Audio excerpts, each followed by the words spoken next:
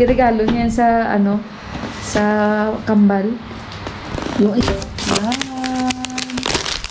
Same company of mine. Iregalo niya sa kambal. Show it here what color we order. Black. So it's correct? Yeah. It came black? May kulay kasi yan. You tried it? Kung andar. Wala andar. How come?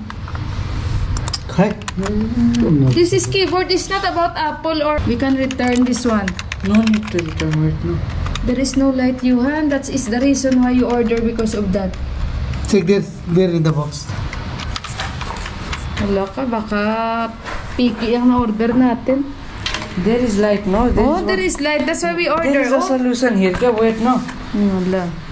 There is a solution daw, wait. So, kita nyo guys yung... It will not immediately come. Yung mentality ng anak ko, always is finding solution talaga. Ganyan siya. Good boy, anak. Good job. Even the mouse have. At least yung mouse meron, guys, ilaw. Yung keyboard, wala.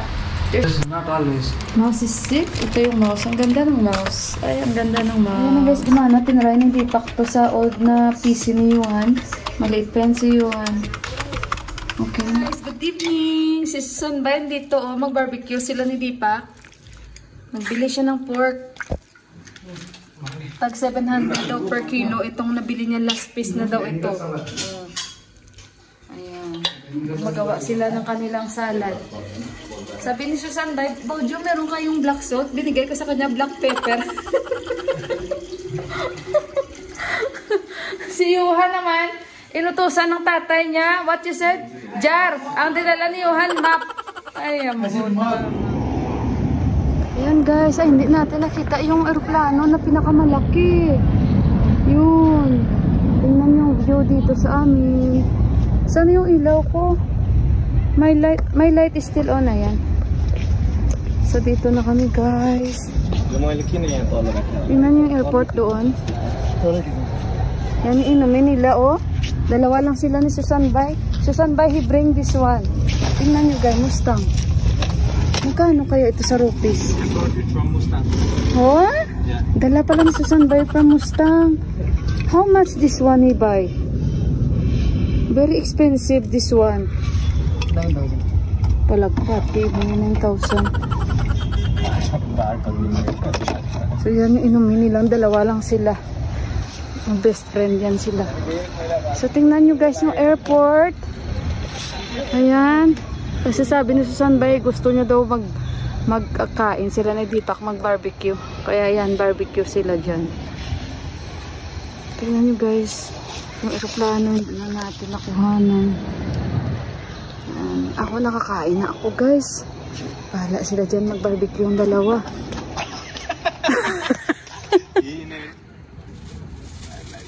This is not good before also I buy too much time. What? This one. This for campfire. This is very good. I buy, maybe I don't know how to use. How you will make this fire without this? We make barbecue. So Sunday we make barbecue that time Deepak is not here. Only me and Yuhan. You do this is white. From where did you get this white color? What happened? What happened, Susan Bay? The moon is glowing too bright.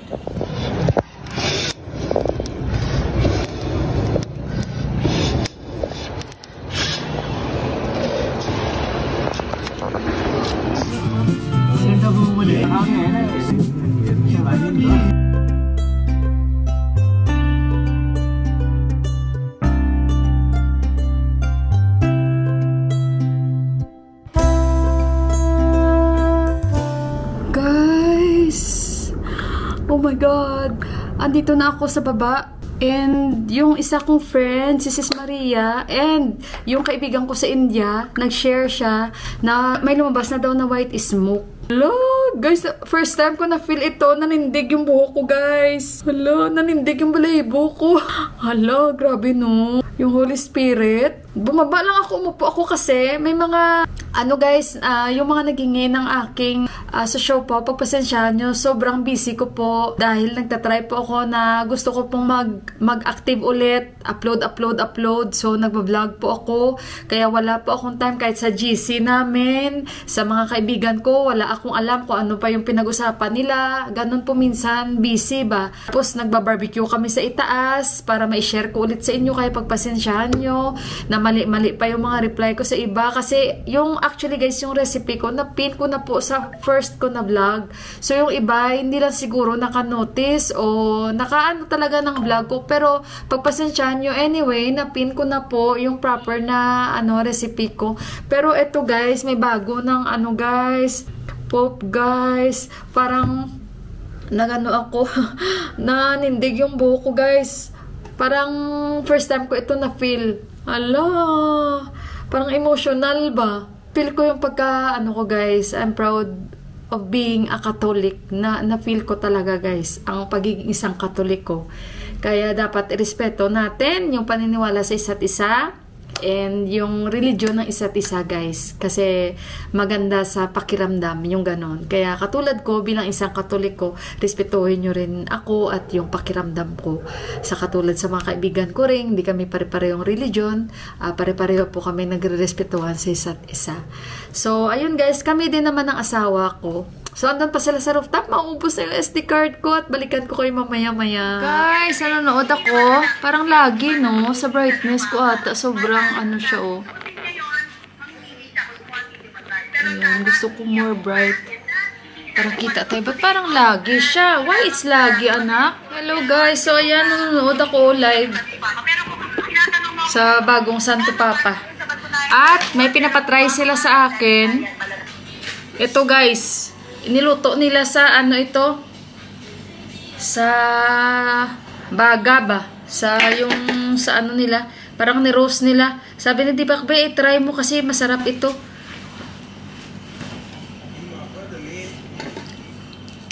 Ay, masarap. Yung kanyang nabiling ang kamatis.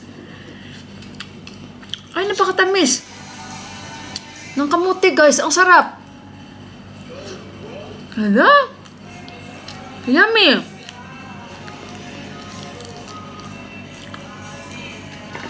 Saan to ni Susan Bay binili? Guys, niluto nila to sa sa charcoal, sa uling. Nilagay nila sa loob, tapos tinakpan nila. Kasi sabi ni Susan Bay, Bawjo, itry mo. Sabi ko, hindi pa ako nakatry nito na niluto sa uling.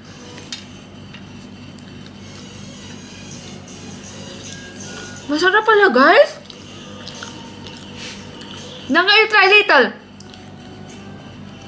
Si Johan, guys, hindi siya fan ng mga ganitong, yung kamote. Matigas siya sa gilid.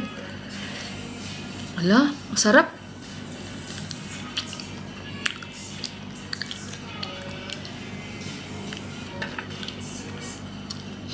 Ang tawa ko, guys. Kasi alam niyo ba kung bakit ako natatawa kay Deepak? Kasi yung kapitbahay namin, yung bago dito, guys. Kanina, yung kami, kasi syempre baboy, mausok, diba? So, wala namang problema dito. Wala namang may reklamo, ganito, ganyan.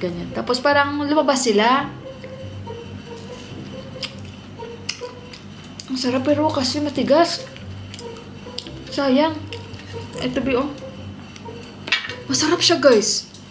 Saan kaya ito nabili ni Susan Bay? Where he buy this one? The sweet potato. Pero matigas. Sayang, nadumi tuloy. Ngayon, ipatuloy ko yung kwento kasi natatawa ako kay Deepak. Sabi ni Deepak sa akin, kasi sobrang usok. Parang doon napunta sa kanya.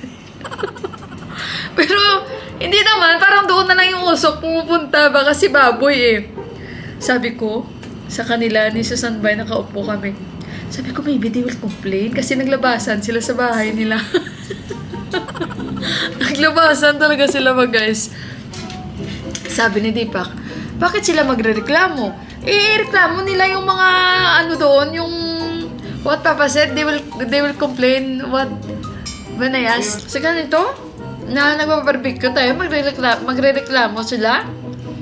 Tapos sabi naman ni Susan Bay, property nyo ito, may karapatan kayo kahit anong gawin nyo. Sabi ni Tipak. Dapat ang ireklamo nila, yung mga basura na hindi na madaanan yung daan dahil kalat na ang mga basura sa daanan. And basta mayroon pa daw area na magagamit pa tapos hindi na magamit dahil nga tinambakan na lang ng mga ganito. Yun ang ireklamo nila. Sabi ni Tipak, kung magreklamo man sila, inggit lang sila dahil hindi nila yan magawa sa bahay nila ang magbarbecue ng baboy. Kasi nga guys, no, baka mataas din yan ng taas na yan, so kaya bawal sa bahay nila ba? Pero kami, nagpa-barbecue kami kasi wild boar, pwede sila guys. Pero meron talaga na mga high-caste na hindi talaga sila guys. Baboy not allowed talaga sa kanila. Pero, dahil kami dito, wala naman magawa ang binan kong babae. Wala naman magawa si ama kasi lahat, mga anak niya, asawa niya, nakain. Sila ni Uncle. Ang pamilya nila ni Tipak, palakain ng baboy. Yung ganun ba? So, natawa ako kay Tipak kasi yung kanyang comment, ingit lang yan sila kung magreklamo sila. Ingit lang yan sila kasi hindi sila makapagluto ng baboy sa bahay nila. Naamoy nila eh. Kaya lumabas sila. Ingit sila. Gago talaga ito sa diba. Maghugas mo na ako guys. Hindi ko na ito kinain. No? Kasi matigas pero tanungin ko siya. Saan niya ito binili? Kasi ang tamis. Ang tamis ng kamote. Sandali guys. At mainit ngayon. At nanood ako guys. May bago na tayong Pope, Papa. Kaya ayan, nanindig talaga yung balibo ko kanina. At parang, talaga ba guys? Goosebumps talaga ba guys? Maghugas muna ako ng kamay ko.